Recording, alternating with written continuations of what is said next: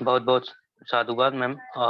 आज के इस बहुजन सफरनामे में आप समस्त राष्ट्रीय बौद्ध महासभा के उपासक उपासिकाएं और समस्त पदाधिकारी कार्यकर्ता जी का बहुत बहुत अभिनंदन है। बहुजन सफरनामा जो कि पिछले 1-1.5 महीने से क्रमशः चल रहा है, जो भी हमारे महापुरुष हैं, लगभग 150 महापुरुष हमारे बहुजन समाज में जन्मे हैं, उन महापुरुषों पर अपनी जो बात है सामान्य जो हम चर्चा कर रहे हैं प्रतिदिन, ताकि लोगों के बीच में एक संदेश जाए कि हमारे जो महापुरुष हैं वास्तविकता में उन्होंने हमारे समाज के लिए और हमारे आने वाली पीढ़ियों के लिए क्या क्या हमें करने को जो संदेश दिए हैं उस पर हमारी चर्चा जारी है। तो इसी क्रम में आज का जो बहुजन सफरनामा है, संत रविदास जी की अभी जन्म जयंती 646वीं निकली हुई है और आगे भी हमारे अभी शिवाजी महाराज की जयंती निकली हुई है और आने वाले हमारे इसी कड़ी में कई महापुरुष हैं जिनकी जयंतियां आने वाली हैं। तो इसी क्रम में हम अपनी चर्चा को आगे बढ़ाते हुए हम जो हमारे आज की संचालिका हैं कुमारी बबीता चौहान जी, यदि वह जुड़ गए हैं तो मैं उनसे निवेदन करूंगा कि आगे का संचालन आप प्रारंभ करें और जो क्रम से आज के हमारे वक्तागण हैं उनको आप क्रम से आमंत्रित करें। और आज का उद्बोधन के लिए माननीय कुमारी बबीता चौहान जी।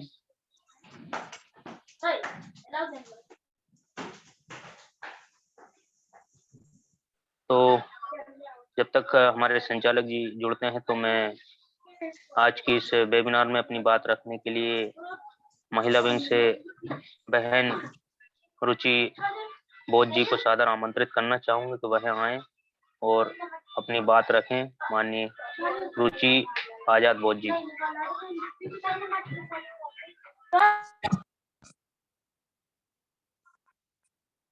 जय भीम, नमो बुद्धाय। सर आवाज आ रही है?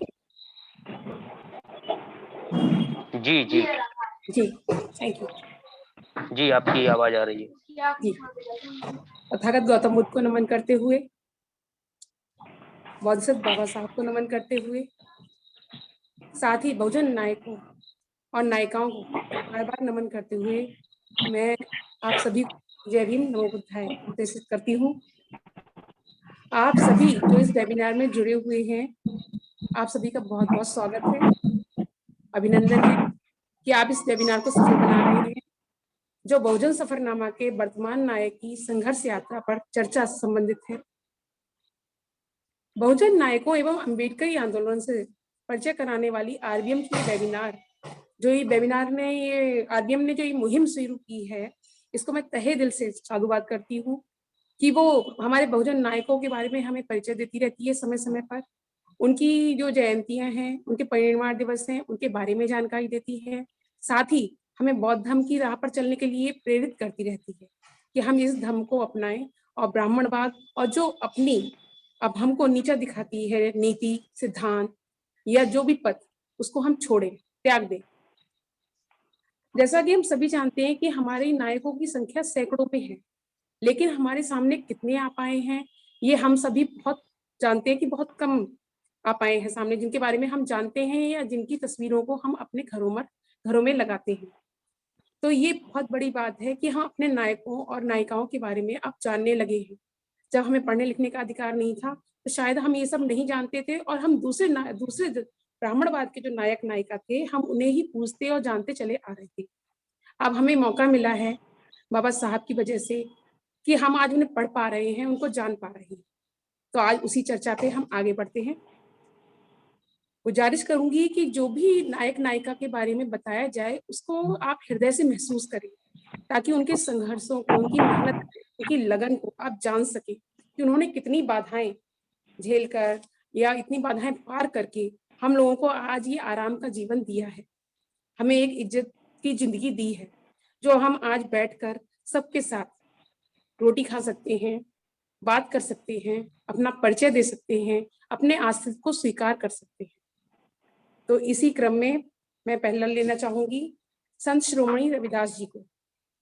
ऐसा चाहूं राज में जहां मिले सबन को अन्न, छोट बड़ो सब समन हो, रैदास रहे प्रदर्शन। छोटे बड़े सभी वैचारिक क्रांति के प्रणेता सदगुरु रैदास की सोच वैज्ञानिक और समता, समानता और संप्रभुता पर आधारित थी। वे पराधीनता को समाप्त करना चाहते थे। संकुचित विजन वाला कोई भी व्यक्ति बहुजन हिताय और बहुजन सुखाय के जो सोच है वो प्रदान कर ही नहीं सकता। तो ऐसी सोच थी हमारे संत रविदास जी की। संत रविदास मानवतावादी थे और बुद्ध वचनों के सख्त समर्थक थे, बहुत पूरी तरह उनके समर्थक थे। वो मानते थे कि मानवता और इंसानियत ही जीवित रहनी चाहिए, ऊंच नीच या भेदभाव नहीं। दूसरे हमारे महान संत थे संत कबीरदास जी। हिंदू धर्म में मौजूद सारे आडंबरों को उन्होंने करारा जवाब एक ही पंक्ति में दे दिया था कि पत्थर पूजे हरि मिले तो मैं पूजू पहाड़। वो जानते थे कि ये जो आडंबर हैं, ये जो अंधविश्वास है, ये हमारे समाज को ले डूबे हैं। तो वो विद्रोही कवि थे, इंसानियत के समर्थक और आडंबरों के सख्त खिलाफ रहते थे। तीसरे हमारे जो नायक हैं तिलका मांझी, जो हम भारत के प्रथम स्वतंत्रता सेनानी हम उन्हें कह सकते हैं और कहना भी चाहिए, क्योंकि हम आज तक जानते नहीं थे तो हम उन्हें मानते भी नहीं थे। लेकिन वो हमारे प्रथम स्वतंत्रता सेनानी थे जो 1857 से 100 साल पहले यानी 1771 में जिन्होंने संथाल आदिवासियों के लिए, उनके अधिकारों के लिए एक बहुत बड़ी तादाद में अपनी गौरिल्ला सेना बनाई और उसका नेतृत्व किया। और भागलपुर के एक विशाल बट ब्रज पे जब उन्हें पकड़ा गया, अंग्रेजों ने उन्हें पकड़ लिया उनके अधिकारों के लिए, उनकी खिलाफत के लिए, तो उन्हें एक बट ब्रज के ऊपर फांसी दी गई जो भागलपुर में है। और अंग्रेजों ने उनका नामो निशान तक मिटा दिया, उनकी कोई तस्वीर तक नहीं रखी, उनका कोई निशान तक नहीं रखा ताकि उन्हें लोग जान सके। और ब्राह्मणवादियों ने तो उन्हें पूरी तरह ही ढक दिया। हमारे नायक नायिकाओं को सामने आने के लिए बहुत संघर्ष करना पड़ा और उस वक्त अपने अस्तित्व को रखने के लिए भी काफी संघर्ष करना पड़ा। इसी क्रम में आते हैं गुरु घासीराम। छत्तीसगढ़ के युग पुरुष थे ये। इन्होंने अत्तदीपोभव सिद्धांत का पालन किया और सत्य तलाशने के लिए सभी को कहा और सतनाम पंथ की स्थापना की। ये सतनाम पंथ क्या है? ये सतनाम पंथ वो है जिसमें पंचशील से संबंधित सभी बातें कही गई हैं, उन्हें अपनाने को कहा गया है और जो बातें गलत हैं उनको छोड़ने के लिए कहा। इसी तरीके से जो बाबा साहब ने हमें 20-22 प्रतिज्ञाएं दी गई हैं, वो प्रतिज्ञाएं भी काफी हद तक इस सतनाम पंथ में शामिल थी कि आप मूर्ति पूजा नहीं करेंगे, पुनर्जन्म में विश्वास नहीं रखेंगे, ये सभी इसमें शामिल थी। तो इन्होंने भी हमारे बहुजन समाज के लिए काफी कुछ जानकारी भी दी, जगाया और क्रांति पैदा की।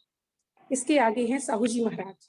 ऐसे महाराज थे जिन्होंने जबरन किसी से कर वसूल नहीं किया, किसी तरीके की वसूली नहीं की, अपना लाभ नहीं देखा। इन्होंने राज व्यवस्था में परिवर्तन किया और प्रशासन में पढ़ाई के लिए जो शिक्षा थी उसके लिए भी जाट जाति के सहभागिता को जरूरी समझा और आरक्षण कानून बनाया, जो इसी यही कारण है कि उन्हें आरक्षण का जनक कहा जाता है। इसी क्रम में हमारे नेक्स्ट जो नायक हैं वो हैं पेरियार रामास्वामी नायकर।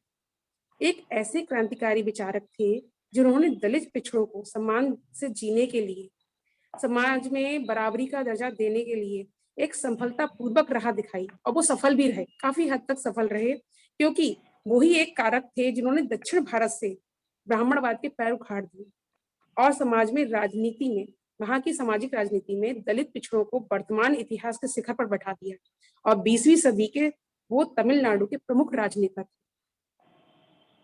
इसी क्रम में अगले आते हैं संत गाडगे महाराज बाबा। गाडगे बाबा जो संत गाडगे बाबा थे वो स्वच्छ भारत के ब्रांड एम्बेसडर थे। उन्होंने ही बताया कि अगर आप साफ सफाई से रहेंगे तो आपसे कोई भी छुआछूत नहीं मानेगा, आपका दर्जा उन्हीं के बराबर हो जाएगा। आप अपना पर दर्जा बनाना चाहते हैं तो आपको अंधविश्वासों से कि आप नीचे हो या उच्च नीच मानते हो या आप गंदे लोग हो, आपको छूने से दूसरे लोग अछूत हो जाएंगे या उन्हें नहाना पड़ेगा, ये सब उन्होंने ही समझाया। आप जिस तरह से रहोगे आपको वैसा ही समझा जाएगा। इस तरह से उन्होंने अपना परिवार त्याग दिया और जन सेवा करने लगे और बहुत बड़े जन सेवक बने।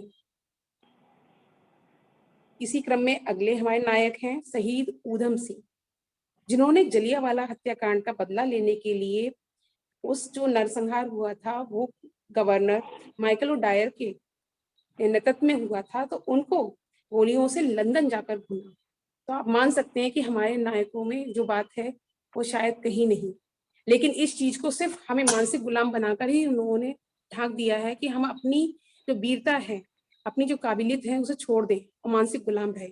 सबसे बड़ी ताकत यही है उनकी कि वो मानसिक गुलाम हमें बनाए हुए हैं और हमें आडंबरों में घेरे हुए हैं। अगर हम ये आडंबर अंधविश्वास छोड़ दें तो हमारे नायकों जैसा कोई भी नायक यहाँ नहीं है।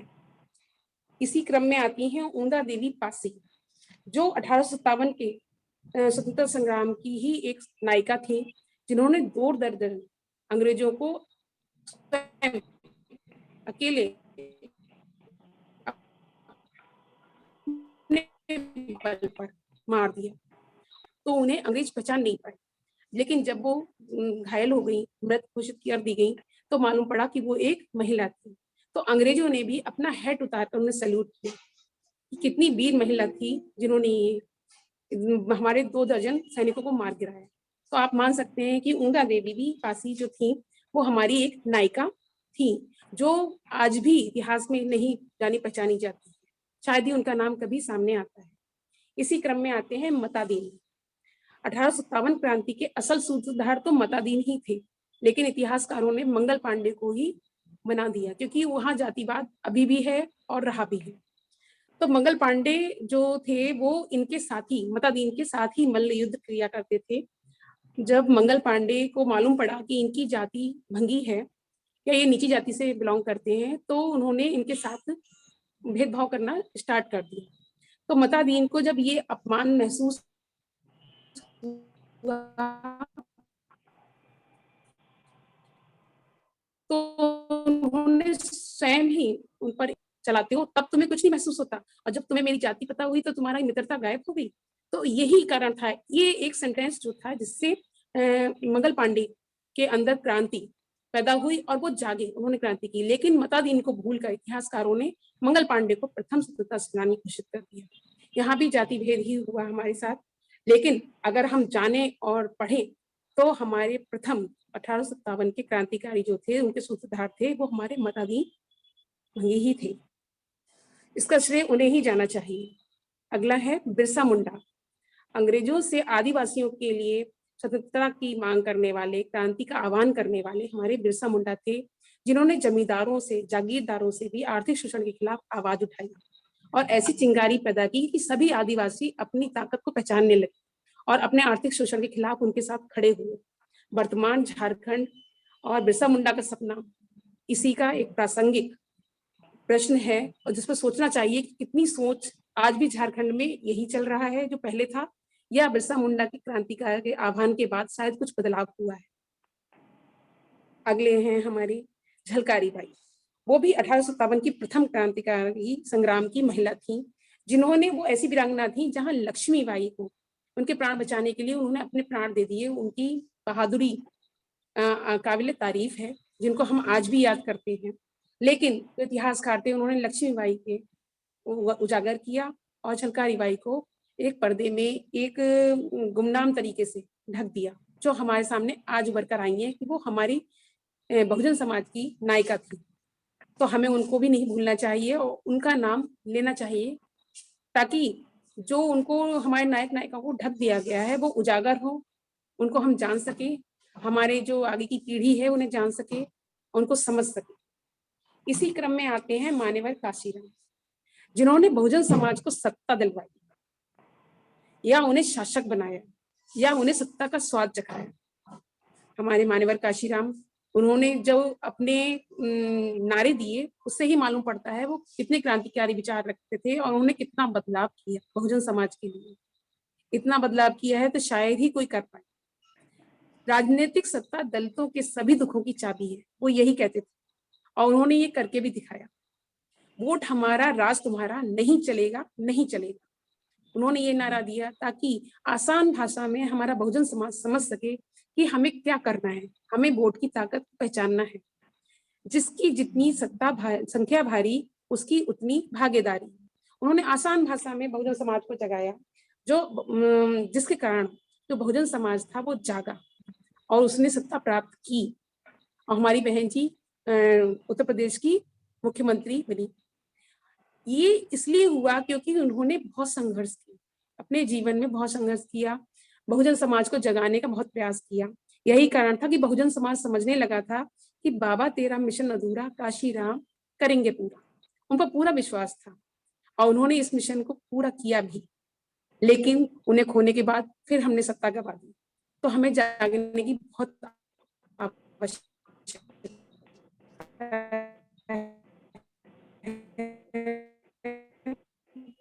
ताकि हम सत्ता फिर प्राप्त कर दें। फूलन देवी एक ऐसी नायिका है। अब अगर आप नायिका उन्हें कहते हैं तो कुछ लोग कहते हैं वो विद्रोहिणी थी, वो नायिका नहीं थी। आप गलत कह रही हैं।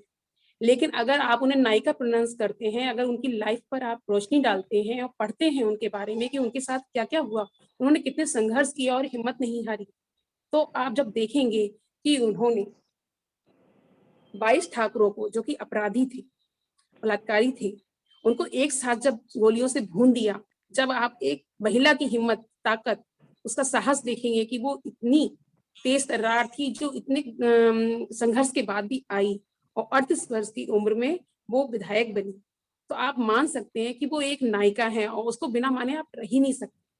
आपके मन से, मन मस्तिष्क से यही निकलेगा कि वो हमारे बहुजन समाज की नायिका थी, विद्रोहिणी नहीं थी। विद्रोहिणी किसके लिए थी, ये आप स्वयं जानते हैं, मैं भी जानती हूँ कि सवर्ण वर्ग ही उन्हें विद्रोहिणी कहेगा। वो हमारे बहुजन समाज की नायिका थी और नायिका ही रहेंगी। इसी क्रम में आते हैं हमारे नेक्स्ट हैं वर्मा जी, राम स्वरूप वर्मा। शायद ही इनका नाम मैंने सुना, मैंने आज ही पढ़ा इनके बारे में। राम स्वरूप वर्मा ब्राह्मणवाद के विध्वंसकों में से एक थे। उत्तर प्रदेश के कानपुर देहात में जन्मे थे ये 1923 में। आईएएस की लिखित परीक्षा इन्होंने पास की, परंतु इसी बीच में आप कहिए नीति थी कि 1944 के मद्रास में बाबा साहब शेड्यूल्ड कास्ट फाउंडेशन में आयोजित एक सम्मेलन में बोल रहे थे, भाषण दे रहे थे, जिसमें वो कह रहे थे कि तुम अपनी दीवारों पर जाकर लिख दो कि तुम्हें कल का शासक जमात बनना है, जिससे आते जाते समय तुम उसे पढ़ सको और हमेशा याद रख सको। जब उन्होंने ये भाषण सुना तो वो बहुत बदलाव में आ गए, उनके अंदर राजनीतिक प्रादुर्भाव हुआ और उन्होंने आईएएस की जो परीक्षा थी, साक्षात्कार था, उसे छोड़ दिया और उन्होंने ठान लिया कि मुझे कि बहुजन समाज को जगाना है, उन्हीं की सेवा करनी है और मुझे आगे बढ़ना है। तो इस तरह से वर्मा जी ने फिर नारा दिया, मारेंगे मर जाएंगे, हिंदू नहीं कहलाएंगे। उन्होंने कहा कि हिंदू अगर आप कहलाते हैं तो आप समझ जाइए कि आप नीच हैं, जंगली हैं, क्योंकि रामचरितमानस में यही कहा गया है। इसलिए उन्होंने इस नारे को बहुत बुलंदी से कहा कि मारेंगे मर जाएंगे, हिंदू नहीं कहलाएंगे। और 1972 में शोषित समाज दल की स्थापना की और फिर नारा दिया, देश का शासन 90 पर नहीं चलेगा, नहीं चलेगा। 100 में 90 शोषित हैं, शोषित हैं, शोषित हैं, 90 भाग हमारा है। शोषितों का राज शोषितों के लिए और शोषितों के द्वारा ही होगा, इसके अलावा यहाँ कुछ नहीं होगा। वे कहते थे, दूध से भरे टब में अगर पोटेशियम साइनाइड का टुकड़ा गिर जाता है या डाल दिया जाता है तो उस दूध में से उस टुकड़े को निकालने के बाद भी वो दूध जानलेवा ही होगा। उसी तरीके से ब्राह्मणवादी मूल्य हैं जिनको सुधारा नहीं जा सकता, उसमें सुधार की किसी तरह की गुंजाइश ही नहीं है। जब तक आप उसे नकारेंगे नहीं, उसको छोड़ेंगे नहीं, तब तक आप उस दूध में फंसे ही रहेंगे, उस साइनाइड की तरह। तो यही चीज है हमारे लिए, हिंदू धर्म के जो आडंबर हैं, पाखंड हैं, वो जानलेवा हैं। तो हमें बौद्ध धर्म अपनाकर ही हम इससे छूट सकते हैं और इसे हमें नकारना ही पड़ेगा। नहीं तो हिंदू धर्म में गुंजाइश नहीं है कि वो आपको किसी तरीके से समानता का अधिकार दे। इसी क्रम में आते हैं बाबू मंगूराम जी, जो पंजाब में सामाजिक परिवर्तन के अग्र पुरुष थे, जिन्होंने पंजाब में दलितों को जगाया, गदर पार्टी से जुड़े वो, और उन्होंने समाज सुधार की एक बिगुल फूंक दी। कैसे? जमीन खरीदने का अधिकार नहीं था पंजाब में, एक कानून था जिसमें दलितों को गैर किसान घोषित कर दिया गया था। उन्होंने इस अधिकार लागू करवाया कि जमीन खरीद सकते हैं दलित और वो भी किसान हैं। इसी के साथ उन्होंने वहां पर शिक्षा, जो विद्यार्थी दलित विद्यार्थी थे उनको शिक्षा देने का अधिकार भी नहीं था, उसके लिए भी लड़ाई लड़ी और सामाजिक परिवर्तन में महत्वपूर्ण भूमिका निभाई।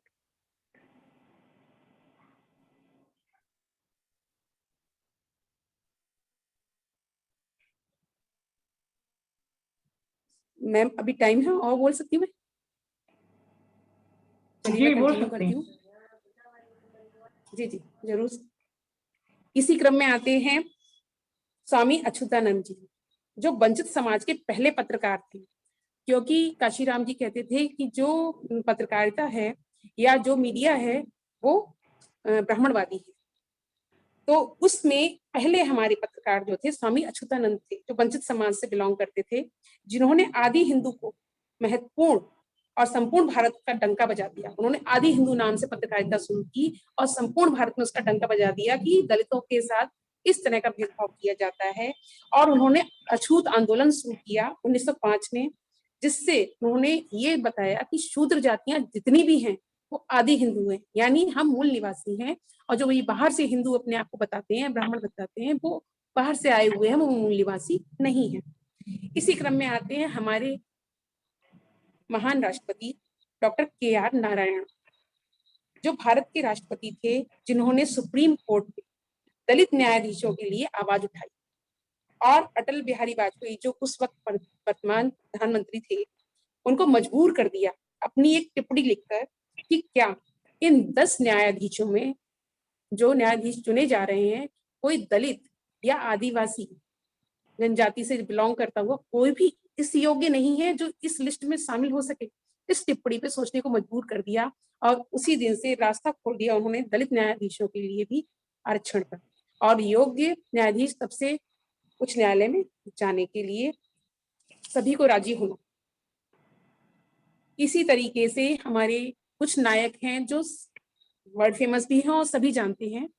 जैसे हमारे जो राष्ट्रपिता हैं डॉक्टर महात्मा ज्योतिबा फुले, हमारी जो महिला प्रथम शिक्षिका हैं माता सावित्री बाई, जिनका हमें शिक्षक दिवस पर हम प्रथम शिक्षक के रूप में हम उनको मनाते हैं और मनाना चाहिए भी, क्योंकि वो हमारी प्रथम शिक्षिका थी, पहली महिला शिक्षिका थी जिन्होंने संपूर्ण बहुजन समाज के लिए शिक्षा के दरवाजे खोले, चाहे वो महिला हो, चाहे पुरुष, चाहे अछूत हो, चाहे सामान्य वर्ग के लिए, सभी के लिए। तो हमें इन महापुरुषों को, अपने नायक नायिकाओं को नहीं भूलना चाहिए, इन्हें बारंबार नमन करना चाहिए, इनके संघर्षों को पढ़ना चाहिए, ताकि हम भी प्रेरित हो सके कि हम आज इतनी सुविधाएं लेकर भी हम क्या कर पा रहे हैं। क्या हम अपने बहुजन समाज के लिए 1% भी कुछ कर पा रहे हैं या कुछ करने की हिम्मत रख पा रहे हैं, जो इन लोगों ने, हमारे नायक नायिकाओं ने इतना सब कुछ झेलने के बाद भी किया। और हमें आज यहाँ इस आराम की जिंदगी जीने के लिए, इस इज्जत की जिंदगी जीने के लिए, इस सम्मान के साथ यहाँ बोलने के लिए हमें एक अच्छा मंच प्रदान किया है। तो मैं कहना चाहूंगी 2 लाइनों के साथ ही अपनी बात खत्म करूंगी। सिर्फ होने से कुछ नहीं होता, होने का हक अदा कीजिए। सिर्फ होने से कुछ नहीं होता, होने का हक अदा कीजिए। हमने दीपक से सीखा है, रोशनी होगी जला कीजिए। जय भीम, नमो बुद्धाय। साधु साधु साधु।